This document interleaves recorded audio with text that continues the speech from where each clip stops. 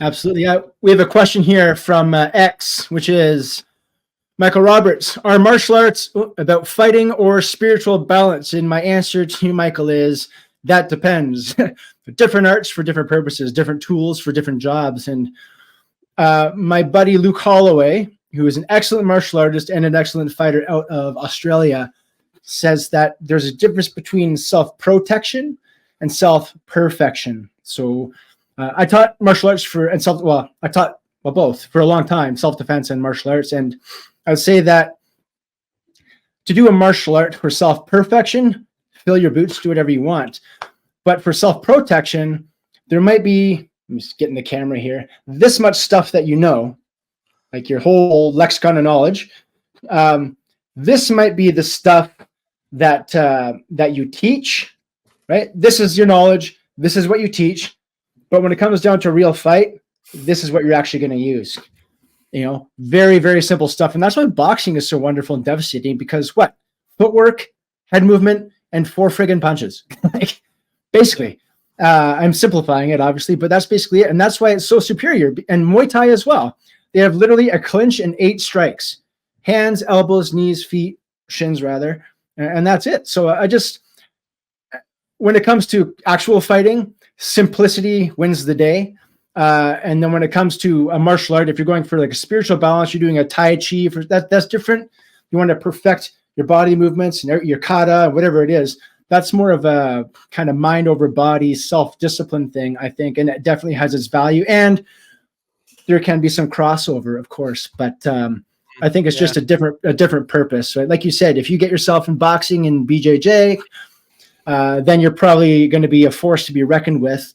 I don't know if you're going to do wushu kung fu, if you're going to be a force to be reckoned with, even though there is some overlap. But you can be one hell of a disciplined person. Like those Shaolin, I think it was 4 hour. Yeah, I was at 4 hour work. Was it a 4 hour work week? I think it was a book I read. I don't remember what book it was. And he was talking about how the Shaolin monks were great. Like I saw them at Roy Thompson Hall in Toronto there, like bend rebar around their necks, break spears with their throat, let little cars drive over them.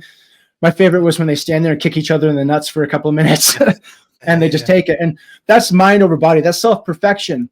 But when it came to sparring, this Western that went over there and he was just like kind of had some amateur boxing experience, kicked the shit out of them because they never sparred.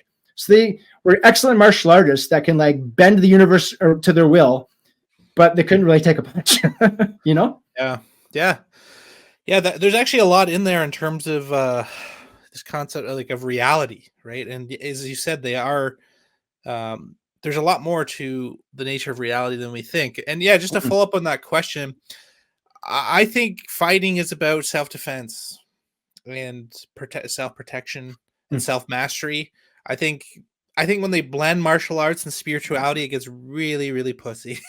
That's just me. Like I did karate as a kid and like, you know, they're trying to whip up this mystical nature. And if you watch most karate fights, it's like so many rules, like they're just squaring off like single strike. Okay, we're done here. And you know, all these rules.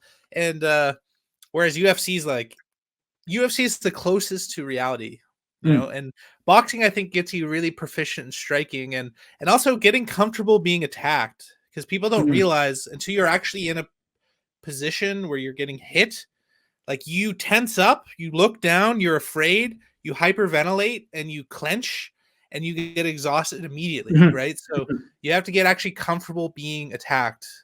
And until you've been in that scenario, like you don't know shit. It doesn't matter how, you know, And if we're talking about self-protection too, being in shape, Frank Shamrock, classic OG fighter, he has a saying that conditioning is your best submission. And yeah, man, like if you can provided you don't get knocked out in the first little bit, if you can outlast the guy, you can not be tired when he's tired, because fatigue makes cowards of us all. You're going to give yourself a significant advantage. So you don't have to be some bodybuilder, but you want to have the endurance to be able to, persevere through that. 100%, man.